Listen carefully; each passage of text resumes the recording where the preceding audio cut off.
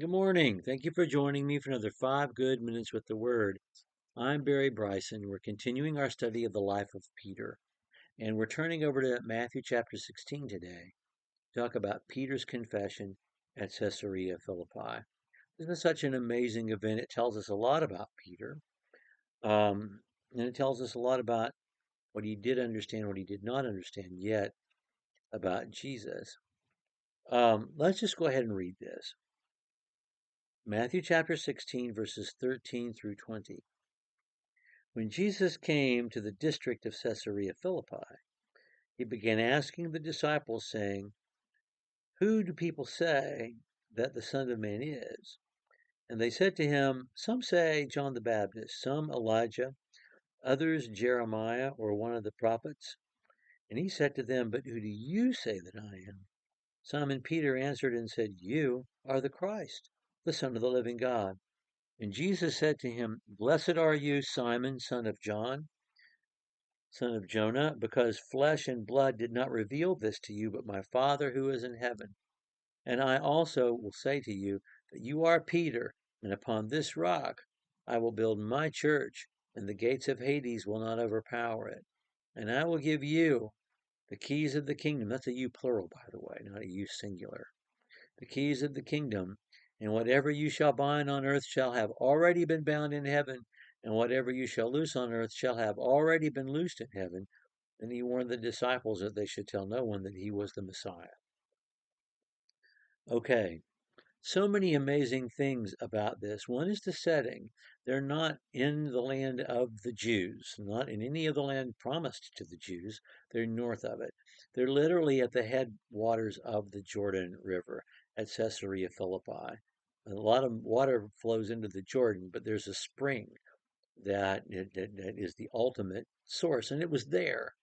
It was a place because of the spring um, that was littered with pagan um, temples, idols of various sorts. It was like the monuments on the mall and around the mall in Washington D.C. If each monument was itself a shrine to a pagan god, that's what it was, and that's where they are when Jesus asks this question. And so that the setting in itself is important.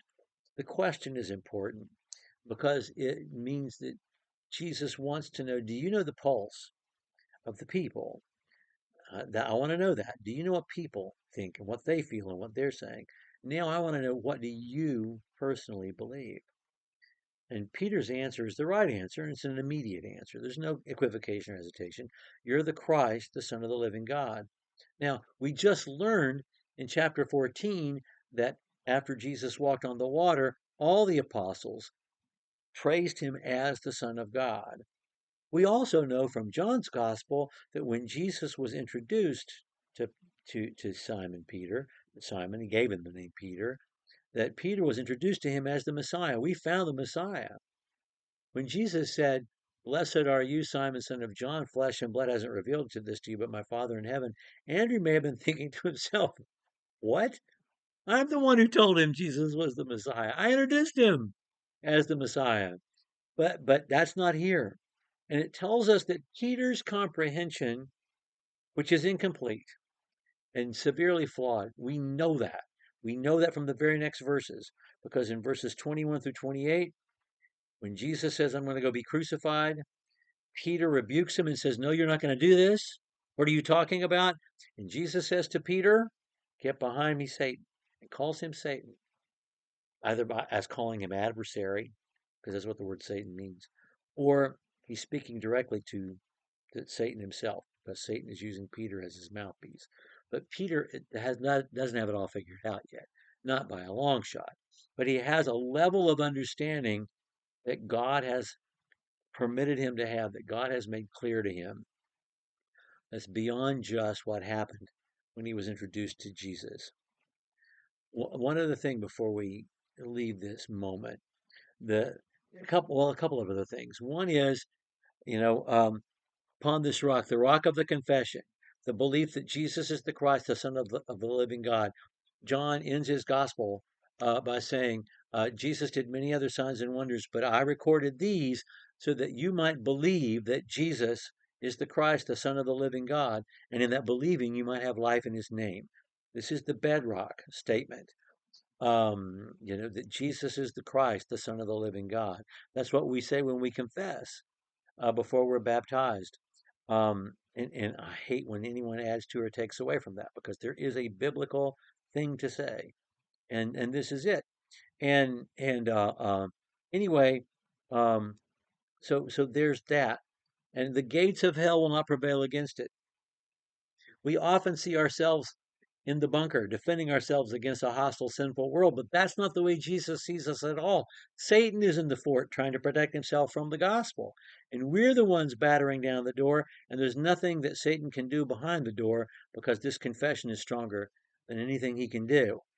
Let's point that out. The minute we think of ourselves with a bunker mentality is the minute we stop seeing ourselves the way Jesus sees us. That's huge. Let's not ever forget that.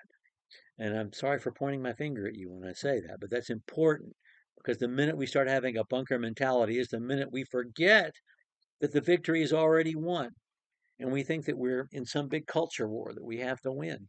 The battle's already won. We're reaching individual souls with the truth. We're not trying to save nations, states, or cultures. Reaching individual souls with the truth, because the battle has already been won. Um, One other thing, that you, that's a plural you. This is not making Peter the first pope. And the things that you bind on earth, he's not giving them authority to determine what's true in heaven. He's saying what's true in heaven will be communicated by you and enacted by you on earth. There's going to be a connection between heaven and earth, and you will have authority to say and do the things that have been established in heaven. That's what he's saying. So let's not get confused about that either. Okay, now we're going to look at some of the times that Peter, James, and John were there alone with Jesus and talk about those moments.